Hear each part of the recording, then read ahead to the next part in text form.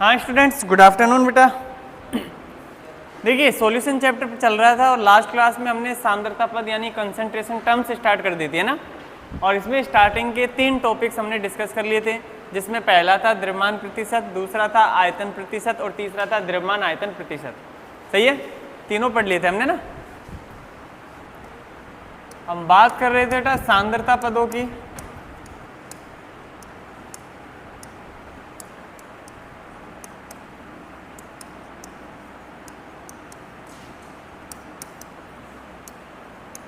Concentration terms है ना, और इसमें हमने 3 तो डिस्कस कर लिए थे, ठीक है। अब इसके बाद में हम 4th स्टार्ट कर रहे हैं बेटा, मोल भिन्न। चौथा जो आता है वो आता है मोल भिन्न। इसी को बेटा मोल प्रभाज भी कहते हैं, मोल प्रभाज, या इसी को मोल अंश के नाम से भी जानते हैं। तीनों नाम एक ही टर्म्स के है ना, ठीक है। और इंग्लिश में सीधा सीधा एक ही नाम है, मोल फ्रैक्शन।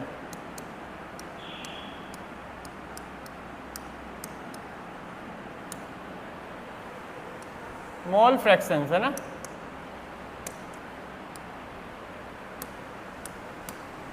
ठीक है भाई, मोल भिन्न या मोल प्रभाज या मोल अंश, इसकी बात करेंगे ना, ठीक है। तो इसके नाम में ही आपको क्या दिख रहा है, मोल। अरे शब्द में ही स्टार्टिंग में क्या दिख रहा है, मोल। मोल वर्ड आ रहा है, इसका मतलब मोल की जरूरत आपको पड़ेगी। अगर 11th क्लास में आपने फर्स्ट चैप्टर पढ़ा हो तो याद होगा मोल कैसे निकाला करते थे। नहीं है याद तो मैं थोड़ा सा बता देता हूँ आपको, जो अपनी नीड पड़ेगी। मोल निकालने के लिए बेटा जो भी द्रव्यमान आपको पता हो किसी भी यौगिक का, है ना, मतलब दिया गया द्रव्यमान वेट अपॉन मोलर मास,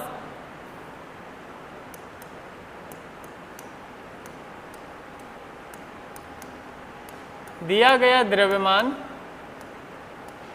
और इसमें डिवाइड कर देते बेटा किसका, मोलर द्रव्यमान का। पता है क्या, ये फॉर्मूला जानते हो क्या आप? अरे पढ़ा है, सुना सुना सा लग रहा है क्या? कब पढ़ा है? अच्छा हाँ भाई, ऐसे ही होता है। मोल निकालने का तरीका तो यही होता है भाई ना, ठीक है। मोल बराबर क्या होता है, दिया गया द्रव्यमान, जो भी द्रव्यमान आपके पास में हो उसमें मोलर द्रव्यमान का भाग दे देते हैं, मोल निकल के आ जाते हैं। सही है, ठीक है। क्या क्या कहा हमने, मोल निकालने के लिए आपको जो भी उसका द्रव्यमान दिया हो उससे मोलर द्रव्यमान निकाल लेते हैं। उससे पहले एक छोटी सी बेसिक बात बता देता हूँ आपको, ताकि मोल के बारे में थोड़ी दिक्कत ना आए। देखो बेटा, देखो आपने सुना होगा, जैसे मैं पूछूँ आपसे कि बताओ ऑक्सीजन का द्रव्यमान कितना होता है,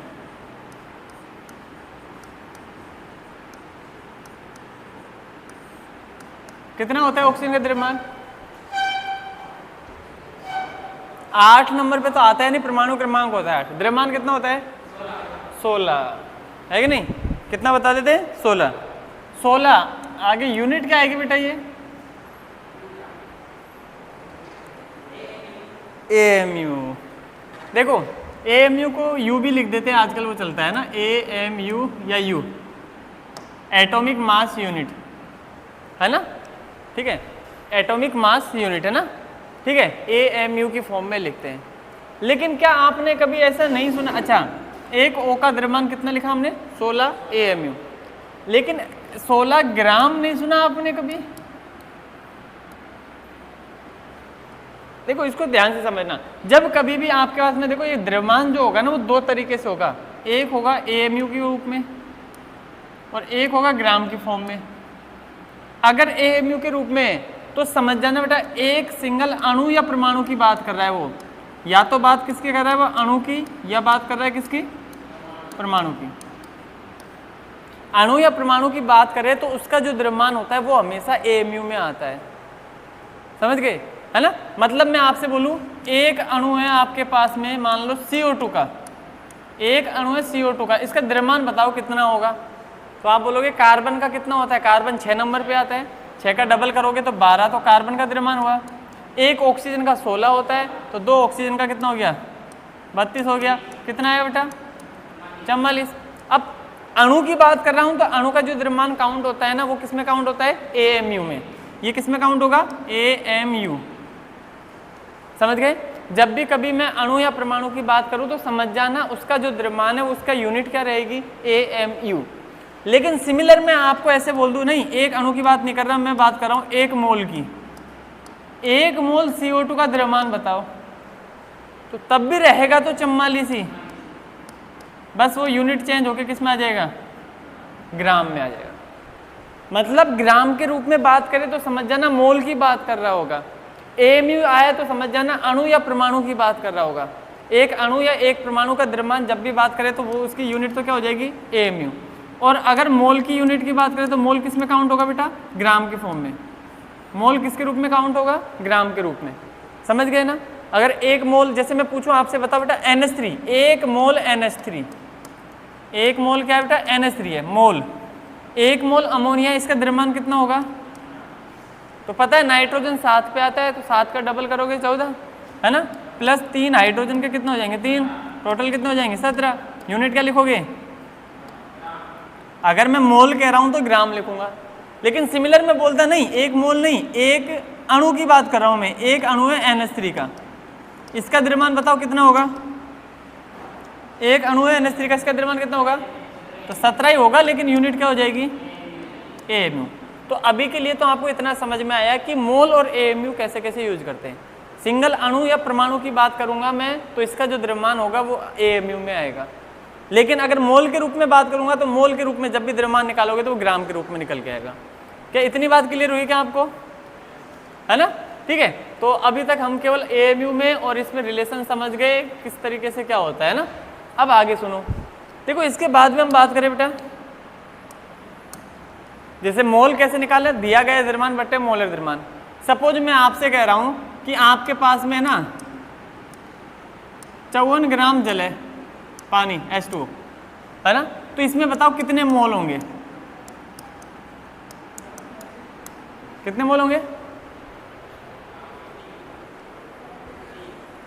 3 मोल हो जाएंगे, है ना। कैसे निकालेंगे बेटा, अरे पानी के लिए पूछ रहे हैं, H2O के लिए, तो कितना द्रव्यमान दिया गया है इसका, क्वेश्चन में कितना द्रव्यमान दिया हुआ है, 54 ग्राम। तो मोल कैसे निकालते हैं, पहले देख लो द्रव्यमान जो दिया गया है कितना दिया गया है, 54 ग्राम। 54 बटा में किसका भाग देंगे, मोलर द्रव्यमान का। मोलर द्रव्यमान कितना होता है जल का, भाई जल क्या होता है H2O, एक हाइड्रोजन का एक ही होता है तो 2 हाइड्रोजन का 2 हो गया, और ऑक्सीजन का होता है 16, 16 और 2 कितना हो गया 18, 18 ग्राम, 18 ग्राम। क्यों, ये किसके भाग दे रहा है, मोलर द्रव्यमान। मोलर द्रव्यमान का मतलब क्या होता है, 1 मोल का द्रव्यमान। मोलर द्रव्यमान का मतलब क्या होता है, 1 मोल का द्रव्यमान।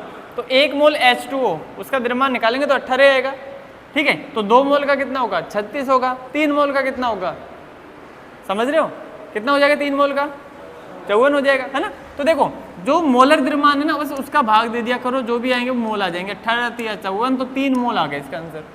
यही क्या ना, जो द्रव्यमान दिया गया था उसमें मोलर द्रव्यमान का हमने भाग दे दिया। क्लियर है, कोई दिक्कत नहीं है ना इसमें, ठीक है। मैं आपसे बोलूं बेटा ऐसी कि मान लो 90 ग्राम ग्लूकोज है, 90 ग्राम ग्लूकोज है, बताओ कितने मोल होंगे, बताओ 90 ग्राम ग्लूकोज में कितने मोल आएंगे। तो क्वेश्चन में ग्लूकोज कितनी दे रखी है, 1/2 है ना। क्वेश्चन में ग्लूकोज कितनी दे रखी है, 90 ग्राम, तो 90 लिखेंगे, और डिवाइड में क्या आएगा, मोलर द्रव्यमान। तो ग्लूकोज का फॉर्मूला क्या होता है बेटा, C6H12O6, यही होता है ना ग्लूकोज का फॉर्मूला। एक कार्बन का कितना होता है, 12, तो 12 × 6 कितना हो गया, 72। एक हाइड्रोजन का 1, तो 12 हाइड्रोजन का कितना हो जाएगा, 12। एक ऑक्सीजन का कितना होता है, 16, 16 × 6 कितना होगा, 96। सही है, इनको आपस में ऐड करो, कितना आ रहा है देखें, 180 आएगा, ठीक है। तो अब ये चीज़ें हमको समझ में आई कि ये मोलर द्रव्यमान इसका 180 आया ग्लूकोज का, और क्वेश्चन में 90 ग्राम दिया होता था, दिया गया द्रव्यमान 90 बटे मोलर द्रव्यमान इसका 180। अब 90 से काट दूंगा तो 1/2 ही आएगा। सही है ना, कोई दिक्कत है क्या, समझ में आई बात, ठीक है। अगर आपसे बोल रहा हूं मैं 80 ग्राम मेथेन है 80 ग्राम मेथेन, इसमें बताओ कितने मोल होंगे। तो मेथेन का फॉर्मूला क्या होता है, मेथेन का फॉर्मूला क्या होता है बेटा, CH4, यही होगा, CH4 ही होगा ना, ठीक है। तो मेथेन का फॉर्मूला CH4, तो इसका काउंट करो, मोलर द्रव्यमान कितना आएगा, कार्बन का कितना होता है 12 और 4 हाइड्रोजन का 12 और 4 16, ठीक है। तो कितना द्रव्यमान दिया गया है क्वेश्चन में, 80 ग्राम, तो 80/16। उम्मीद है बात समझ में आ गई होगी आपको ना, और आती भी होगी पहले से ही, ठीक है। फिर भी नहीं भी आती होगी तो भी मैंने जो काम की चीज़ थी वो बता दी अपने। मोल निकालने का तरीका समझ में आ गया। मोल कैसे निकालते हैं, दिया गया द्रव्यमान बट्टे मोलर द्रव्यमान। मोल को नॉर्मली N से लिखते हैं, दिया गया द्रव्यमान को W से, जो भी मास होगा W वेट है ना, और मोलर द्रव्यमान को M से लिखते हैं, कैपिटल M। तो मोल का फॉर्मूला ये बन जाता है W/M। W मतलब जो वेट दिया गया है उसका, और अपॉन मोलर मास है ना, कैपिटल M मतलब मोलर मास। दिया गया द्रव्यमान बट्टे मोलर मास है ना, दिया गया द्रव्यमान बट्टे मोलर द्रव्यमान, द्रव्यमान बट्टे मोलर द्रव्यमान, ये मोल निकलेगा। जरूरत पड़ेगी इसके, इसलिए कह रहा हूँ बेटा ध्यान से समझ लेना ना, ठीक है। जहाँ जहाँ भी मोल आएंगे उस सब में जरूरत पड़ेगी आगे ना। चलिए अब आगे स्टार्ट करते हैं, अब टॉपिक पे आते हैं अपन है ना। अभी तक टॉपिक नहीं पढ़ा, केवल हमने मोल टर्म्स पढ़ी थी। तो देखो बेटा, मोल भिन्न, मोल प्रभाज्य या मोल अंश कैसे निकालते हैं इसके बारे में समझना। अब आप सभी को पता है, मैं विलायक लेता हूँ, विलायक के अंदर विलेय मिलाता हूँ, विलायक में विलेय मिलाया तो क्या बन जाएगा, विलयन बनेगा। विलायक में वही विलेय मिला दिया तो विलयन बन गया, सही है। अब ऐसा करते हैं बेटा, इस विलायक को हम मानते हैं A, स्टार्टिंग में प्योर फॉर्म में, इसमें मैं विलेय मिला रहा हूँ, इसको मान लिया B, तो ये सॉल्यूशन बन गया, विलयन बन गया A और B से मिलकर के, ठीक है। अच्छा बेटा, इसके मोलों की संख्या आप कुछ मान लो, कितने मोल है इसका, तो मैं लिख देता हूँ Na। मोल को मैं N से लिखता हूँ और A के लिए लिख रहा हूँ तो Na। इसके मोल कितने होंगे Nb। तो विलयन में कुल मोल कितने आएंगे, Na प्लस Nb। अरे 2 मोल ये 3 मोल ये दोनों को मिलाऊंगा तो 2 और 3 5 ही होंगे ना। तो विलयन में टोटल मोल कितने हो जाएंगे, Na प्लस Nb। समझ गए ना, ठीक है। तो मोल अंश कैसे निकालते हैं वो सुनो भाई। मोल अंश निकालने का तरीका है, मोल भिन्न या मोल अंश है ना, ये प्रभाज्य तीनों टर्म्स ध्यान रखना। मोल फ्रैक्शन निकालने के लिए इसको सबसे पहले x से रिप्रेजेंट करते हैं। किससे लिखते हैं इसको, x से। मोल भिन्न, मोल प्रभाज्य, मोल अंश को लिखने का तरीका जो होता है ना रिप्रेजेंट का, वो x होता है। x का मतलब भी मोल भिन्न होता है ना, मतलब समझ जाना इसमें से, ठीक है। मोल भिन्न मतलब x, मोल भिन्न का मतलब क्या है बेटा, x है ना। तो देखो x निकालने का तरीका क्या होता है, मोल भिन्न निकालने का एक छोटा सा फॉर्मूला है, उसको ध्यान से सुनना कि मोल भिन्न अगर आपको निकालनी है ना, तो जिस अवयव के लिए निकालनी है, देखो 2 अवयव है, एक विलायक और एक विलेय, जिस अवयव के लिए निकालनी है उसके तो मोल लिखो है ना। एक अवयव के मोल डिवाइडेड बाय टोटल जो विलयन है ना उसके अंदर कितने मोल है वो लिखो।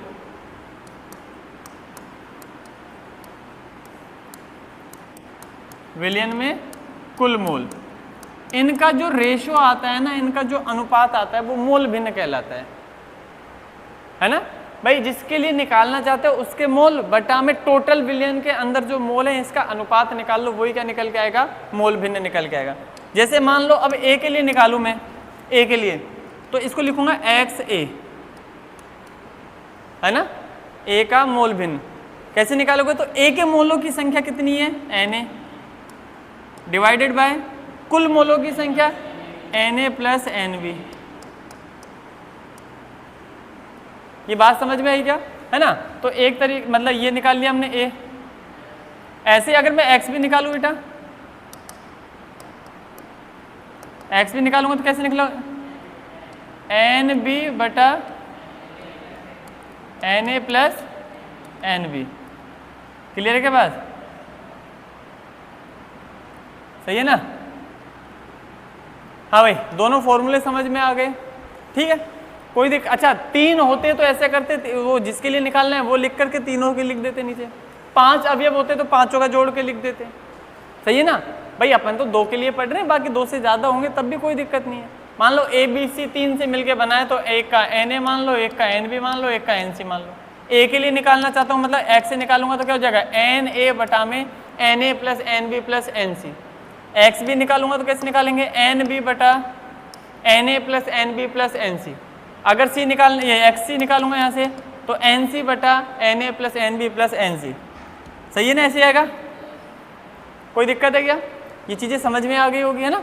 ठीक है, तो इनका जो तरीका होता है वो ये होता है बेटा, मोल भिन्न निकालने का तरीका, जिस अवयव के लिए आप मोल भिन्न निकालना चाहते हो उसके मोल बटा में विलयन के कुल मोल, इनका जो अनुपात आएगा वही क्या निकल के आता है, मोल भिन्न, मोल प्रभाज्य या मोल अंश। शब्द में मोल आ रहा है तो ध्यान रखना मोल ही ले रहे हैं उसमें, है ना। ठीक है, अच्छा इसके अलावा एक छोटी सी जानकारी और देखिए, जितने भी बेटा किसी विलयन के अंदर सबके मोल अंश आ रहे हैं ना, अभी इस विलयन में दो ही अवयव है, दो कंपोनेंट है, एक ए और एक बी, इन दोनों की अगर मैं मोल भिन्नों को जोड़ दूं तो जोड़ने पर हमेशा एक आएगा। मोल भिन्न का योग जो होता है ना, वो जोड़ने पर जितने भी है ना सबको जोड़ दो आपस में। अब 2 है तो 2 को जोड़ेंगे, 3 होते 3 को जोड़ते, 10 होते 10 को जोड़ते, उन सबको जोड़ने पर हमेशा फिक्स से कितना आएगा, 1। उन सब का योग हमेशा इकाई रहता है, एक ही रहता है। मोल भिन्न का मान जो है ना वो 0 से स्टार्ट होकर के, मतलब 0 भी हो सकता है और 0 से बड़ा होगा, और मैक्सिमम 1 तक हो सकता है, ना तो इससे ऊपर जा सकता है ना, 1 के बराबर हो सकता है। मतलब अगर आपसे पूछे मोल अंश का सबसे छोटा मान कितना हो सकता है, 0, सबसे बड़ा मान कितना हो सकता है, 1, और 0 और 1 के बीच में कोई भी मान हो सकता है, पर 0 से छोटा नहीं होगा, मतलब माइनस में नहीं आएगा कभी भी, 1 से बड़ा नहीं आएगा, मतलब अगर आपसे पूछ रहे क्या 1.1 मोल भिन्न का मान हो सकता है क्या, कतई पॉसिबल नहीं है, 1.1 हो ही नहीं सकता, 1 हो सकता है अधिकतम, है ना। तो ऐसा क्वेश्चन भी आपके एग्जाम में पूछा जा सकता है, ठीक है भाई, ऐसा क्वेश्चन भी आपके एग्जाम में पूछा जा सकता है, ध्यान रखना।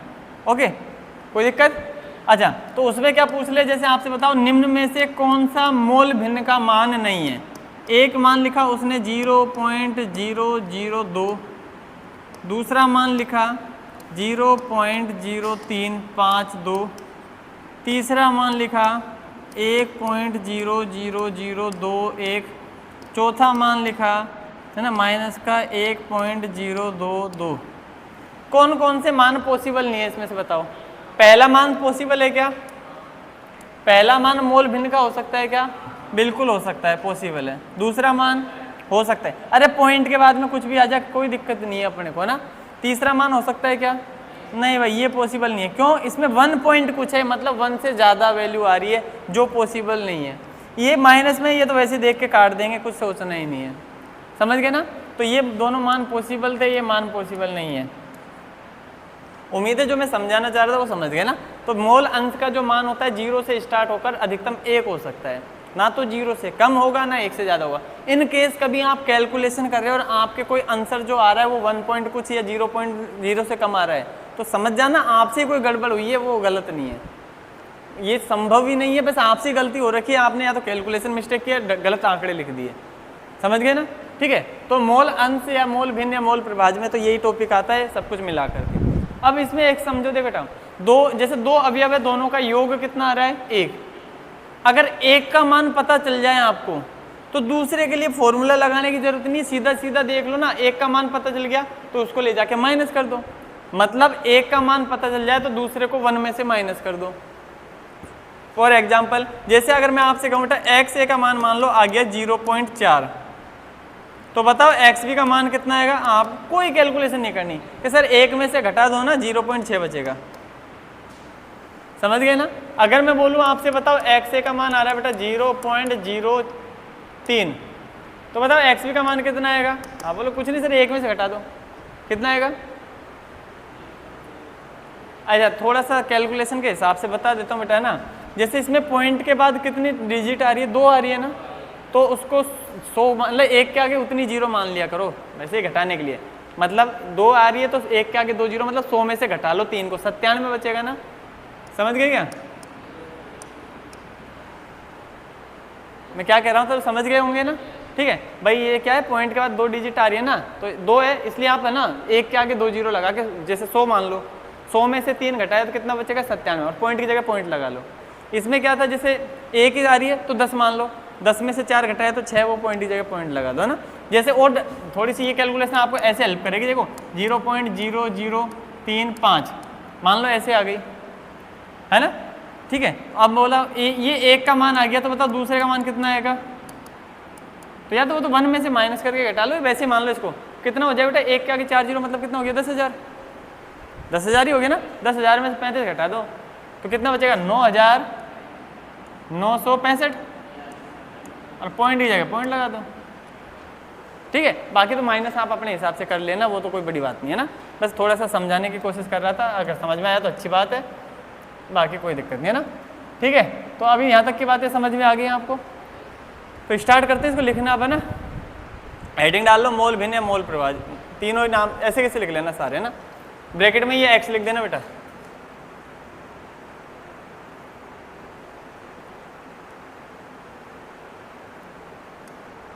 ब्रैकेट में एक्स लिख देना ना, इसका मतलब ये हेडिंग डाल लो ऐसे कैसे, है ना।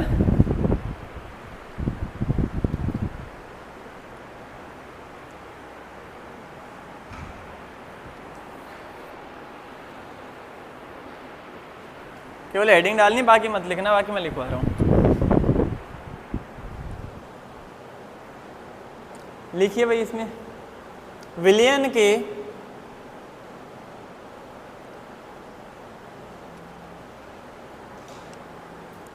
किसी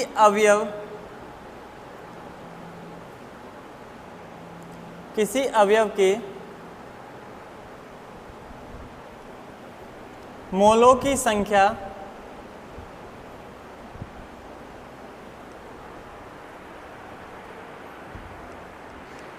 मतलब समझ गए हो ना, किसी अवयव के मोलों की संख्या तथा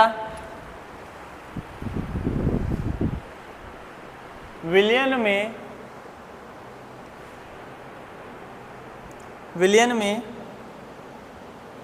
उपस्थित कुल मोलों की संख्या का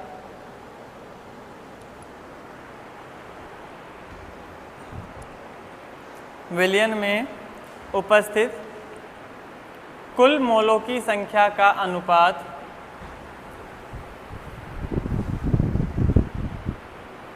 कुल मोलों की संख्या का अनुपात जो तीनों में से आपको अच्छा लगे वो लिख लो, मोल भिन्न कहलाता है। अब तो एक ही लिख देते हैं, लिख दिया पहले, है ना, मोल भिन्न कहलाता है।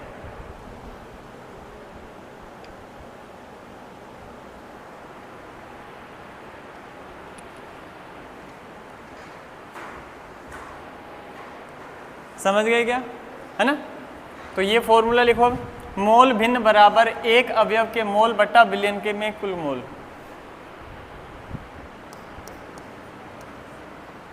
मोल भिन्न बराबर एक अवयव के मोल बटा विलयन में कुल मोल।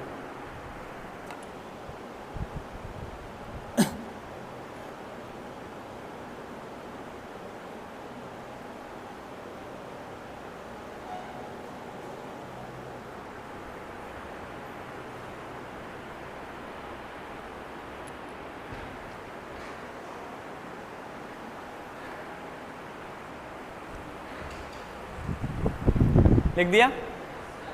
ये फॉर्मूला लिखने के बाद लिखो, यदि एक विलयन में, मतलब ये ऊपर वाली लाइन को लिखवा रहा हूं, ये वाली लाइन है ना, यदि एक विलयन में विलायक के मोल n और a को छोटा बनाना ना, n तो सही रहेगा नॉर्मल जैसे बनता है, और a को इसमें थोड़ी साइज छोटी रखनी है। समझ गए होंगे ना कैसे कहना चाह रहा हूँ। विलायक के मोल Na तथा विलेय के मोल Nb हो, विलेय के मोल Nb हो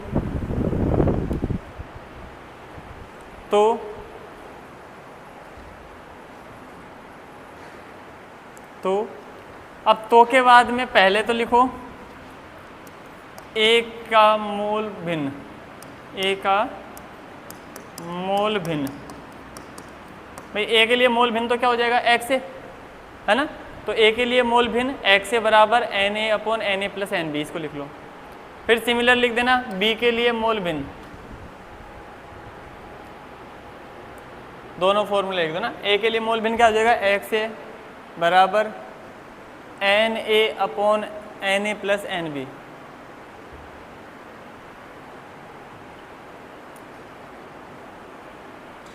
और ऐसे लिख देना बी के लिए मोल भिन्न NB upon NA plus NB।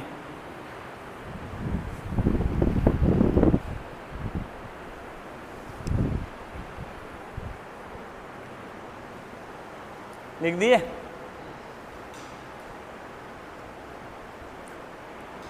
दोनों फॉर्मूले ना। हाँ बेटाओ, अब इसके बाद लिखो, नेक्स्ट लाइन में लिखो, किसी विलयन में उपस्थित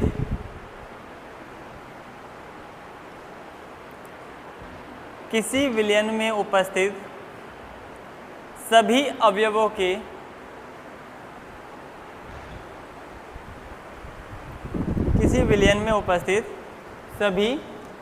के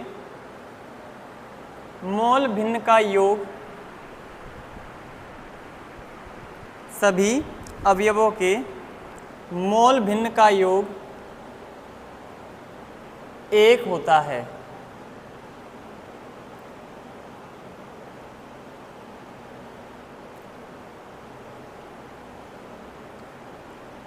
एक होता है। इसे लिख दो बेटा XA प्लस XB बराबर 1। अभी हम 2 की बात कर रहे हैं इसलिए 2 के हिसाब से लिख रहे हैं ना। XA प्लस XB बराबर 1, ये लिख दिया क्या। इसके बाद एक लाइन लिखवा देता हूँ इसको भी ना, लिखो नेक्स्ट पॉइंट में लिखो, मोल भिन्न का न्यूनतम मान मोल भिन्न का न्यूनतम मान 0 तथा अधिकतम मान 1 हो सकता है।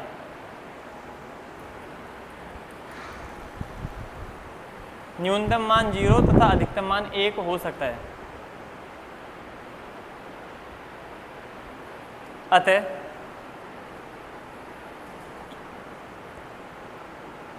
के बाद इसको लिख दो है ना, 0 से ग्रेटर होगा और 1 से लेस होगा।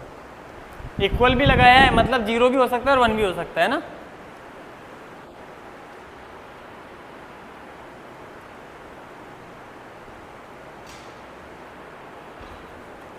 अब बेटा जिसको मोल का फॉर्मूला याद नहीं है वो इस फॉर्मूले को लिख लो अलग से।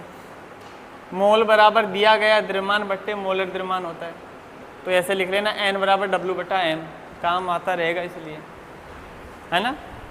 N बराबर W बटा M, ठीक है। इसको साइड में कहीं भी नोट डाउन कर लो, आपकी जहाँ मर्जी करे पूरी कॉपी में ना, काम आता ही रहेगा। मोल बराबर क्या होता है, दिया गया द्रव्यमान बट्टे मोलर द्रव्यमान।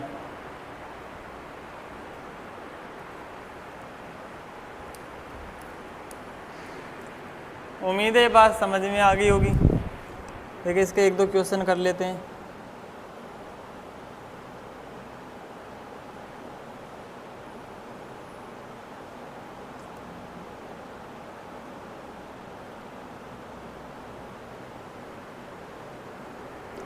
समझ गए क्या भाई? तो इसके क्वेश्चन कर लेते हैं।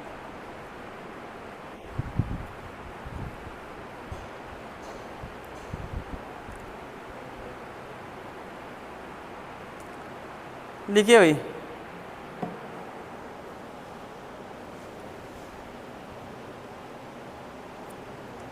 एक विलयन में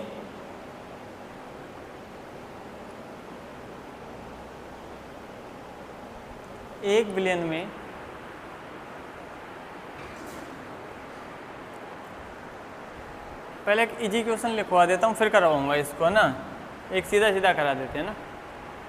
सीधा क्या, सीधा ये लिखो ना, एक विलयन में 30% भार के आधार पर, भार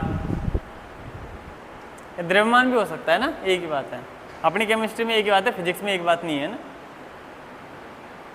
क्योंकि अपने नॉर्मल प्रैक्टिकल यहीं होते हैं अर्थ पे ग्रेविटेशन सेम ही रहता है, तो वेट या मास दोनों सेम ही रख लेते हैं ना। फिजिक्स में वो चेंज हो जाएगा, W बराबर mg है, m का मल्टीप्लाई g से होगा जब W निकल के आएगा, वो दोनों अलग है ना।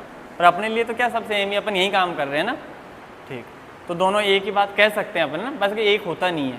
कहीं बोल दो कल के जाए कि फिजिक्स वाले सर को है ना, कि सर को एक ही बताया था, एक नहीं होता है ना। क्या क्वेश्चन चल रहा था वो बताओ एक बार वापस, है ना। भार के आधार पर बेंजीन उपस्थित हो, बेंजीन उपस्थित हो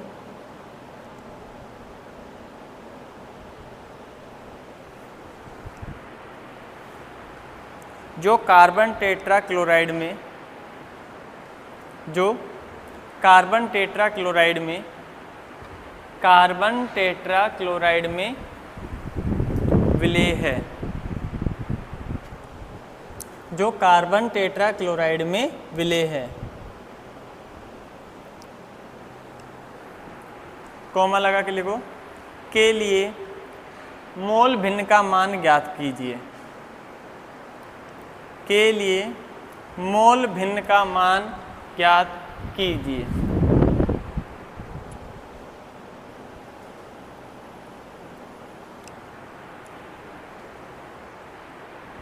हाँ भाई, एक बार क्वेश्चन को समझने की कोशिश करते हैं, फिर आगे देखेंगे कॉन्सेप्ट क्या है क्या नहीं है ना।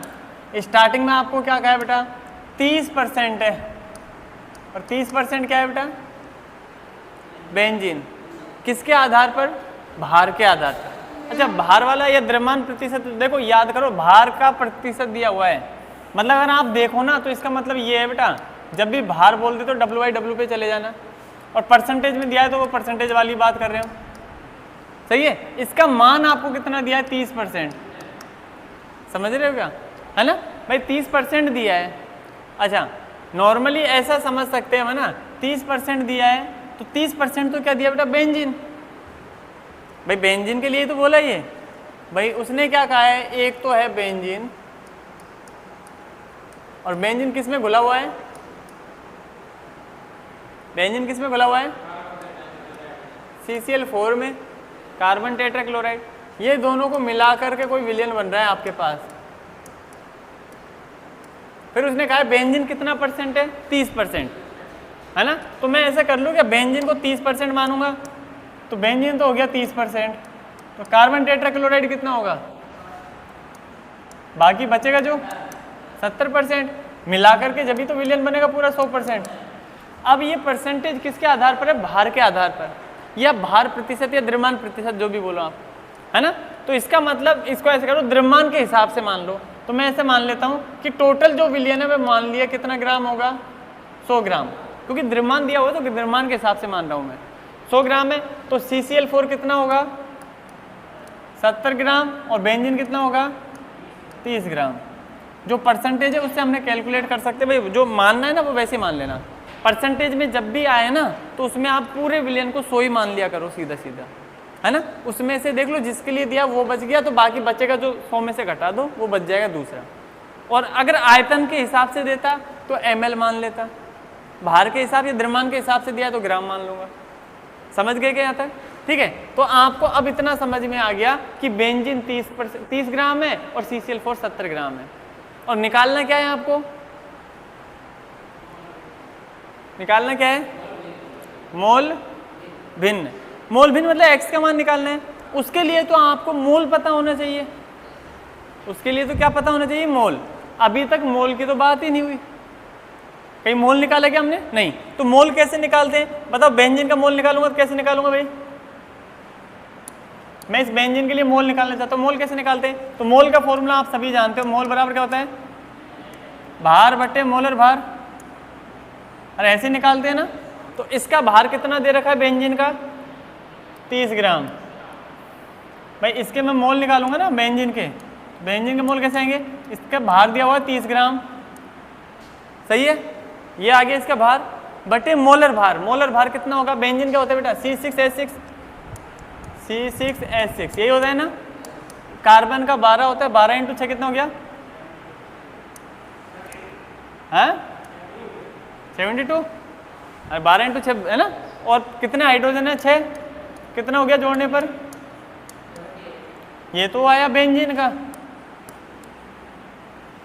समझ गए क्या, बेंजीन के मोल आया 30/72। अच्छा कार्बन टेट्राक्लोराइड के मोल कितने आएंगे, तो इसके भी मोल निकाल लो। हाँ क्या कह रहे हो, अच्छा 8 है, हाँ हाँ कोई बात नहीं,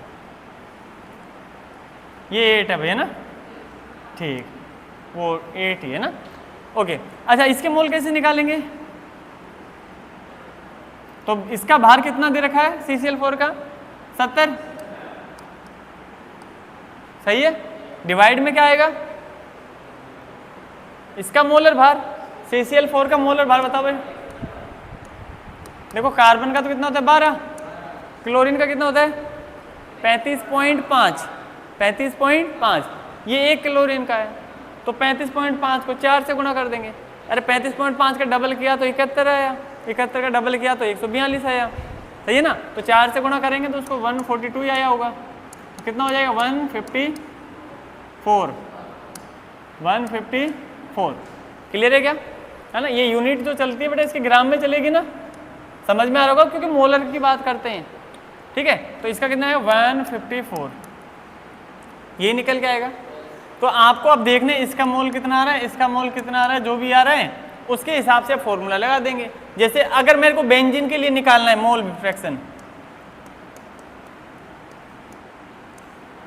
तो बेंजीन के मोल आएंगे वो लिखूंगा, सही है ना, ठीक है, इसको मैं मान लेता हूँ, कोई सा भी आप ए भी कुछ भी मान सकते हो, वो कोई दिक्कत नहीं है ना, तो बेंजीन के मोल बटा में दोनों के मोल जोड़ के लिखूंगा ना, ऐसे करूंगा ना, तो उसको बाद में करेंगे, पहले तो ये बताओ ये बात समझ में आ गई क्या आपको, जो परसेंटेज दिया हुआ था उसी को हमने ग्राम के हिसाब से मान लिया, मतलब इनका द्रव्यमान आ गया, द्रव्यमान से मोल निकालने का तरीका हम जानते हैं कि भार बट्टे मोलर भार, जो द्रव्यमान आया उसके अंदर उसके मोलर भार का भाग दे देंगे, है ना। पहले देखो 30/78 का मान कितना आ रहा है, देखो 30/78 का मान कितना आएगा, कैलकुलेट करो बेटा, इस चैप्टर के अंदर डिजिट ऐसी ऐसी आती है, पॉइंटों में आएगी चलेगी, है ना, करना ही पड़ेगा, रफ रखो साथ में और कैलकुलेशन खुद हाथ से करो, नहीं करोगे ना तो केवल देखते रहोगे, तरीका सब पता होगा पर एग्जाम में आंसर नहीं ले पाओगे।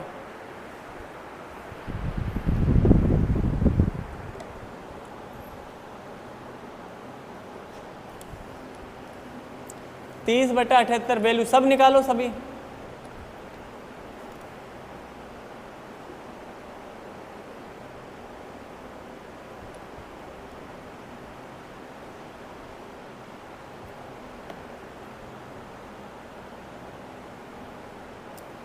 भाई थोड़े बहुत काट पीट के छोटी करना चाहो तो छोटी कर लो, डायरेक्ट दे तो डायरेक्ट दे दो ना।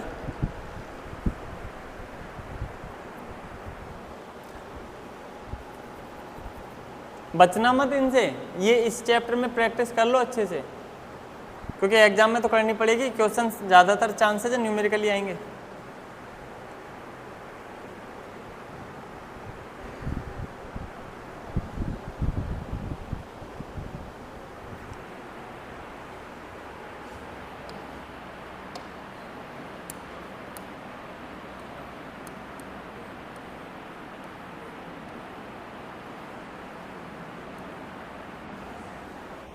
भाई देखो कम से कम पॉइंट के बाद 2 डिजिट में तो निकालना, भाई मेरे पास तो लिखी हुई थी तो मैंने लिख दिया, आपको तो एग्जाम में निकालनी पड़ेगी ना, पॉइंट के बाद 2 अंकों तक निकालना कंपलसरी है, छोड़ना मत तो 2 से पहले, तो कुछ यही आया होगा 3-8 करके ही, है ना, ठीक है, तो पॉइंट के बाद में 3 डिजिट 2 डिजिट तो निकालना जरूरी है, बाकी देख लेना टाइम हो उस हिसाब से ना। दूसरी वैल्यू निकालो, काट लिया करो, काट के छोटी कर लिया करो, फिर डिवाइड किया करो, पॉइंट के बाद 2 डिजिट निकाल के बताओ फटाफट कोई आंसर।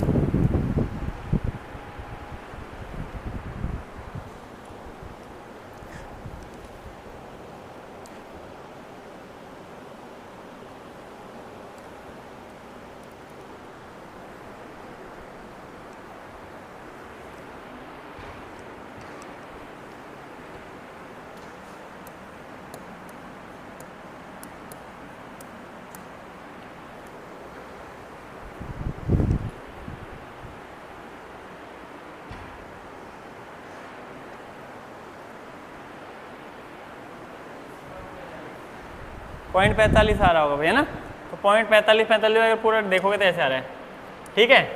तो ये निकल गए ना। अब आपको बेंजीन के लिए निकालना है ना बेटा, देखो मैं मोल फ्रैक्शन किसके लिए निकाल रहा हूँ, बेंजीन के लिए, इक्वल टू, तो बेंजीन के मोल 0.38, चाहो तो 2 डिजिट में लिख लो, कोई दिक्कत नहीं है ना, बटे 0.38 प्लस 0.45, यही आएगा ना।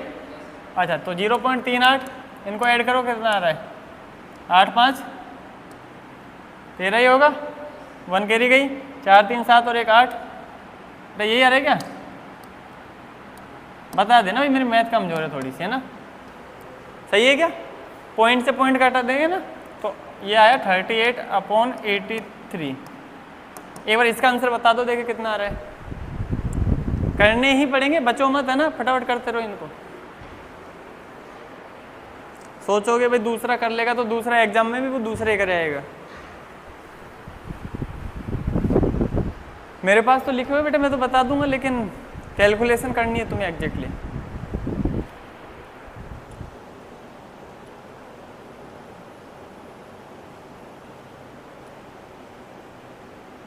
दो डिजिट तक बताना है।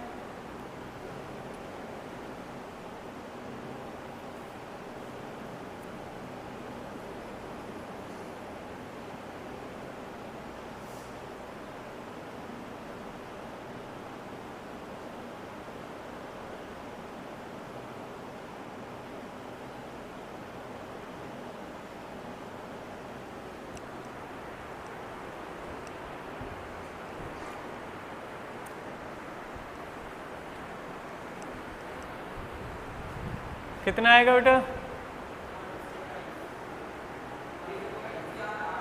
4 8 4 7। अच्छा कोई दिक्कत नहीं, पॉइंट का थोड़ा सा वेरिएशन चलता है, लेकिन फिर भी देख लेना ना। 0.4 किसी के 7 किसी के 8 आ रहा है ना, और मेरे पास 6 ही आ रहा था, ठीक है। तो देख लेना आप अपने अकॉर्डिंग, है ना, वो कोई दिक्कत नहीं बेटा, है ना, थोड़ा सा वेरिएशन चलता है ना, पॉइंट का थोड़ा सा वेरिएशन चलेगा, उसमें कोई दिक्कत नहीं है ना। 46 47 48 49 कोई दिक्कत नहीं, इसमें कोई परेशानी। पर हाँ ऐसा नहीं कि इसकी जगह 78 आ रहा है, मतलब 10-15 पॉइंट इतना डिफरेंस नहीं आएगा ना, 2-4 का चलेगा, कोई परेशानी नहीं है।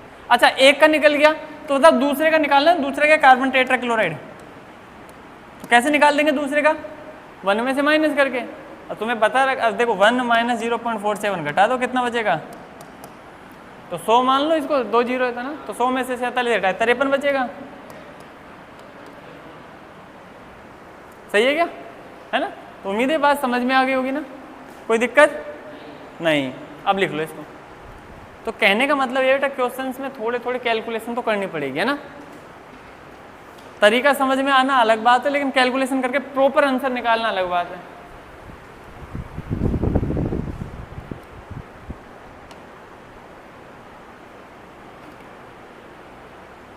ये परसेंटेज क्वेश्चन में था, उससे अपन ने ये निकाल लिया ना, 100 होता है तो टोटल 30 दे रखा था, 70 निकाल लिया।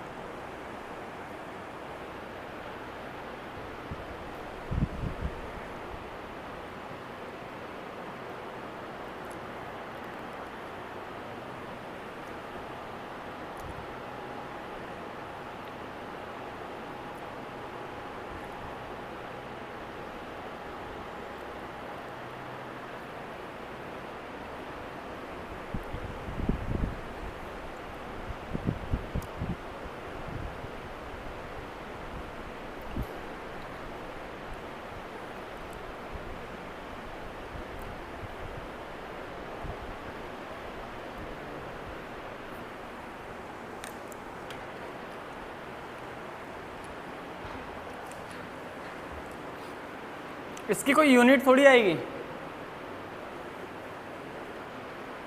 मोल अंश की कोई यूनिट आती है क्या? नहीं आती है भैया ना। क्यों? ऊपर भी मोल नीचे भी मोल, मोल बटा मोल है तो कट जाएगी वो, है ना। इसके लिए कोई यूनिट लिखने की जरूरत नहीं है। हो गया? ये तो थोड़ा बहुत क्वेश्चन समझ में आ गया होगा पैटर्न तो, है ना। आगे करते रहेंगे धीरे धीरे अभी, है ना। करे बेटा आगे, ठीक है। तो ये अपने 4th नंबर का टॉपिक हुआ था मोल भी, है ना। अब 5th वाला लिखेंगे ना।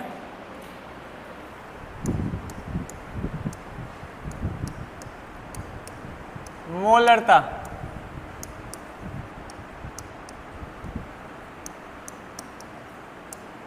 मोलेरिटी,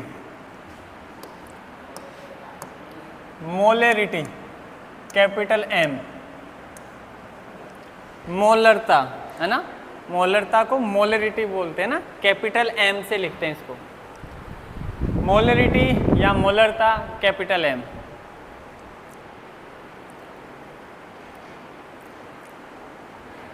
देखो बेटा, मोलरता क्या होती है, पहले तो फॉर्मूला लिख लेते हैं और फॉर्मूला से ही परिभाषा देख लेंगे ना, ठीक। अच्छा देखो बेटा, मोलरता को लिखने का तरीका ये होता है, शब्द में स्टार्टिंग में क्या आ रहा है? मोल। स्टार्टिंग में मोल आ रहा है, मतलब मोल तो आएगा। किसके मोल? विलेय के मोल। किसके मोल लेते हैं? विलेय के। तो आप लिखोगे विलेय के मोल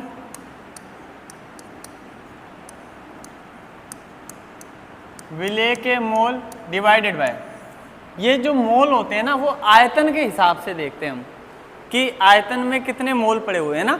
तो नीचे आता है टोटल विलियन के हिसाब से, ऊपर तो विलेय के मोल बटे नीचे क्या आता है बेटा? विलियन का आयतन, विलियन का आयतन, विलियन का आयतन। अब आप इतनी देर देखो, अब हमने एक कॉन्सेप्ट फिक्स कर लिया है कि स्टार्टिंग में विलायक लेते हैं, मतलब सॉल्वेंट, और उसको ए मानते हैं, फिर इसमें विलेय मिलाते हैं, मतलब सॉल्यूट, विलेय को बी लिखते हैं, ऐसा ही है ना, ठीक है। तो उसी हिसाब से चलते रहेंगे ताकि बार बार वो चेंज ना हो जाए, है ना। स्टार्टिंग में विलायक लेते हैं, उसमें विलेय मिलाते हैं, तो हम ऐसा ले रहे हैं। बाकी कोई कंपलसरी नहीं है, कैसा भी मान सकते हो आप, उसमें ए बी को मानने में कोई दिक्कत नहीं ना बेटा। ये होता है मोलरता का क्या तरीका होता है, टोटल विलियन का आयतन देख लो और उसमें कितने मोल है इसका अनुपात निकाल लो, वो मोलरता आती है ना। मतलब अब इसकी परिभाषा दे, ये जो आयतन है ना वो लीटर में कैलकुलेट किया है हमने। किस में कैलकुलेट किया है? लीटर में। अगर यही ml में कर दे तो ये टर्म्स 1000 से गुणा हो जाएगी। भाई 1 लीटर में 1000 ml होते हैं, है ना। तो इसी फॉर्मूले को हम ऐसा बना सकते हैं आगे, विलेय के मोल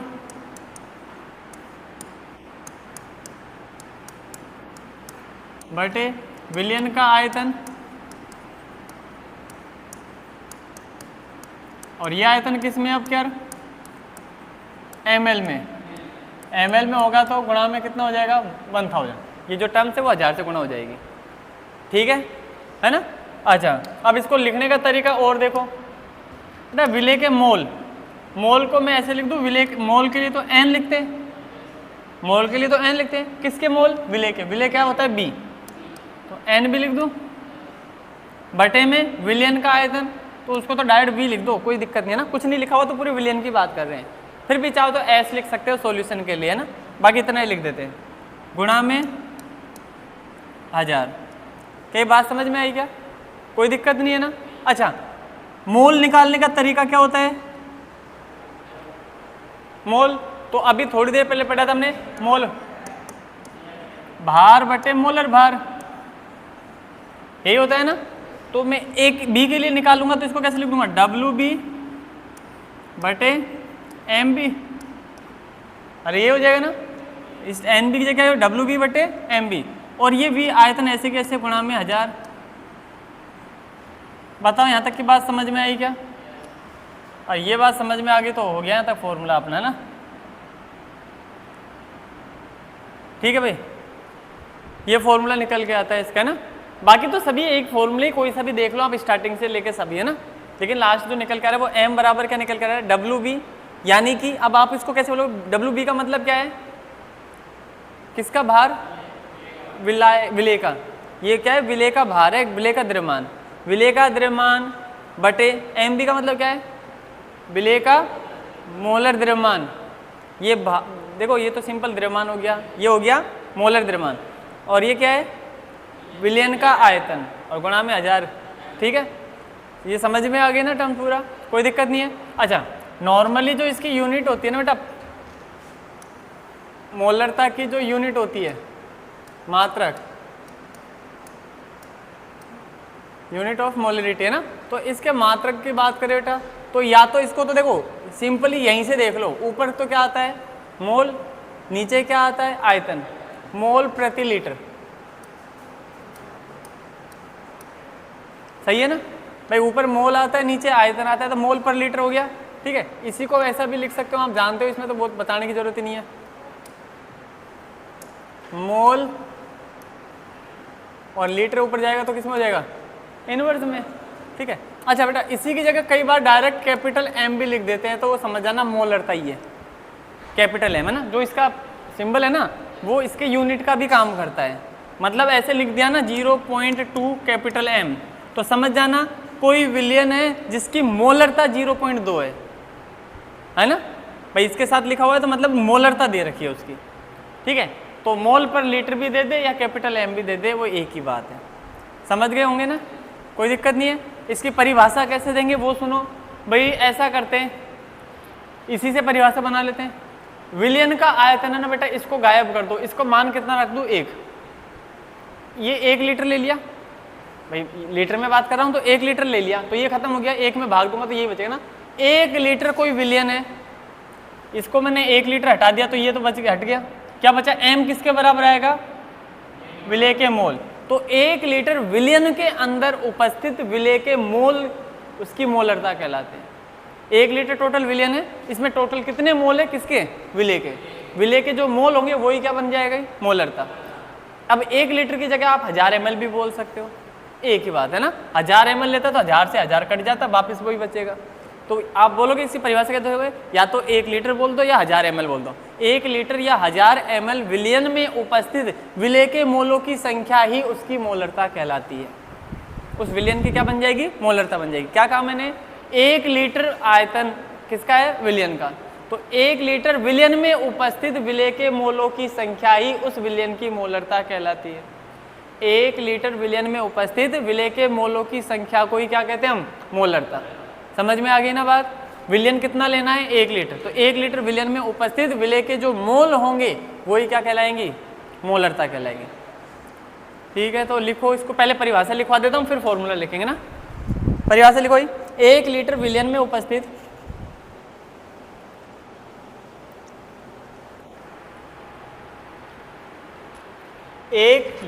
विलयन में उपस्थित विलेय के मोलों की संख्या को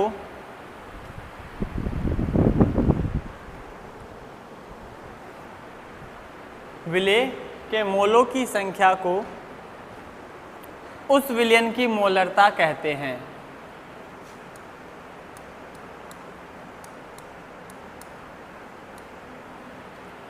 उस विलयन की मोलरता कहते हैं।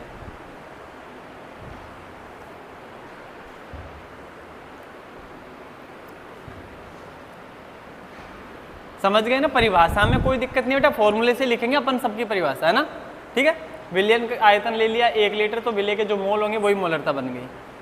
फटाफट यहाँ तक लिख दो, फिर लिख देना मोलरता का मात्रक, इसको लिख दो।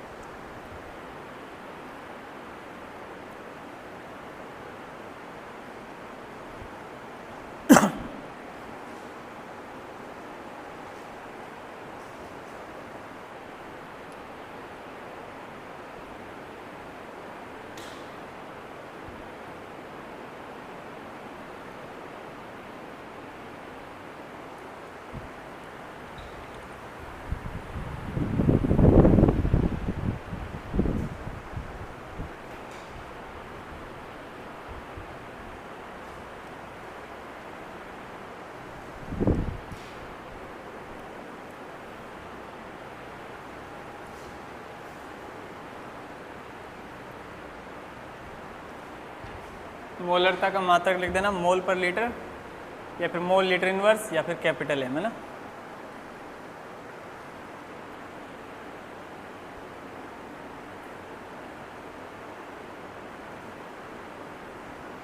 आज ये देखने में बेटा चाहे अलग अलग लग रहे हो, पर सब चीज़ें है एक ही, बस उसको लिखने का तरीका चेंज कर लिया अपन, है ना। ठीक है, तो रटने के हिसाब से आप इसको मत रट लेना, वो तो आपको ये याद है तो ये भी निकाल लोगे आप, सही है ना। तो सिंपल परिभाषा तो के हिसाब से इतना ही याद रख लेना, बाकी चीज़ें तो आप निकाल सकते हो अगर पता है तो। ठीक है, चलिए आज हम यहीं तक पढ़ेंगे। कल की क्लास में पहले तो मोलरता के कुछ क्वेश्चंस करेंगे, फिर मोलरता टॉपिक आएगा उसको डिस्कस करेंगे आगे ना। ओके, आज इतना ही।